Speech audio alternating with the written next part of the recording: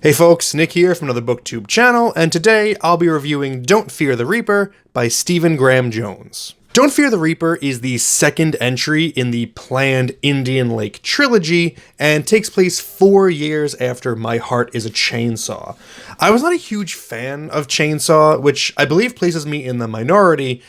From what I see on Bookstagram, that book is really pretty beloved, and the main character, Jay Daniels, is already a bit of a horror icon. And while I was really digging the first 3/4 of that book, I really didn't like the ending, which I thought came out of nowhere and betrayed the established realism of the book. I do highly recommend checking out my full review of My Heart is a Chainsaw, which is up on this channel, and do note that I will be touching on spoilers from that book here as well. Don't Fear the Reaper follows Jade, who now goes by her actual name, Jennifer, as she returns to Proof Rock, Idaho. Jennifer has endured a lengthy trial following the Independence Day massacre, which took place in the first book, which is something you don't really see in slashers. Typically, a slasher just ends when the monster or the killer is dead, but here, Jennifer's actually got to deal with some real-world consequences, and she's finally been acquitted of any involvement in the massacre,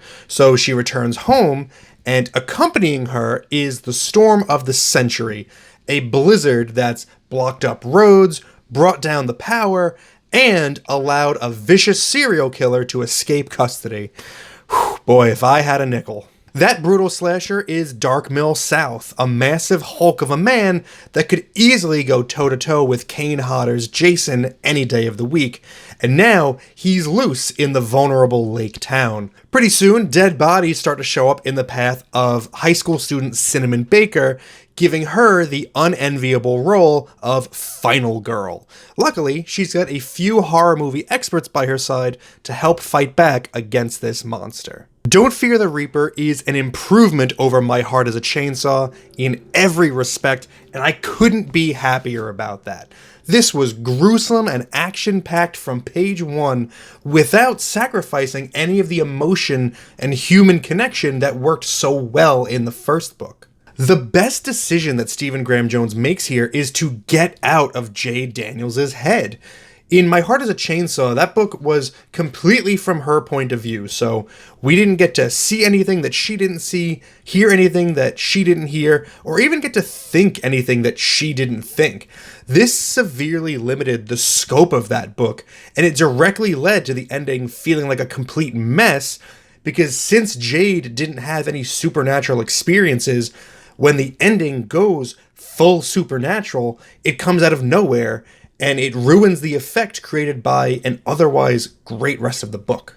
Also, Jade was kinda irritating to spend so much time with because every single thought had to relay back to a slasher movie in some way. It was just a little obnoxious. But in Don't Fear the Reaper, Jade isn't the only point of view character anymore. In fact, we've got dozens of point of view characters who all have their own problems, quirks, and experiences. So this time around, when supernatural stuff starts happening, it isn't coming out of left field because we saw it through the eyes of another character earlier in the book. This is how you write a supernatural slasher story. It feels so good that he made this course correction and figured it out. I'm legitimately proud of him. Jones also doesn't have to sacrifice the series' connection to the slasher movie genre because he's incorporating it in new, less annoying ways. The most obvious and fun is the fact that all of the murders that occur in Proof Rock are all directly cribbed from slasher movies. We got a little bit of Scream, some Silent Night, Deadly Night, some It Follows.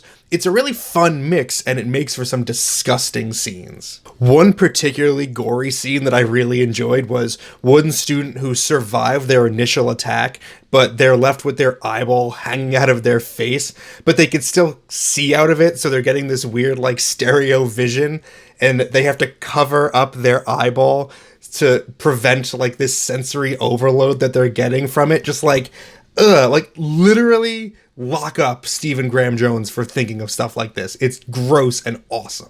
Aside from the bloody bits, Jones continues to excel at getting in characters' heads and laying their innermost fears and desires bare. Jones's writing has an almost rambling quality to it that mirrors a normal thought process.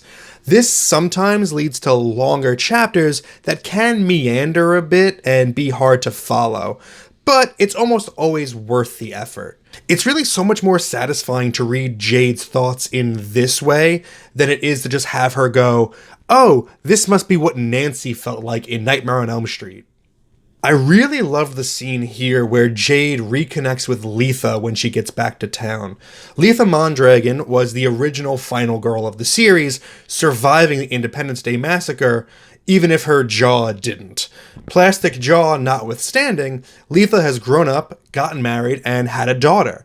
She's also gotten really big into slasher movies, because of course she has. The friendship of these two women, forged by extreme horror, is beautiful to read, and it's the perfect emotional anchor for this type of story. I do think Jones sometimes gets a little too cute and goes a little too far with cluttering up Reaper with information. I think he's really drawn to the excess of the slasher genre, and so he refuses to deny himself the indulgence of adding one more twist, which does bloat the story a bit. There are multiple misdirections and false starts here that gum up the works a little and force me to go back and reread some scenes to make sure I was able to follow. It's not a super clean experience, but I guess dealing with a slasher never is. Overall, though, Don't Fear the Reaper is the book I wish My Heart is a Chainsaw was. It's sentimental, thrilling, and bloody as hell. My arbitrary and subjective grade for Don't Fear the Reaper is 8 out of 10. Do with that what you will. What did you think of Don't Fear the Reaper? Was it a worthy slasher sequel? Let me know in the comments. Thank you for spending some time with me today, but now it's time to get back to reading.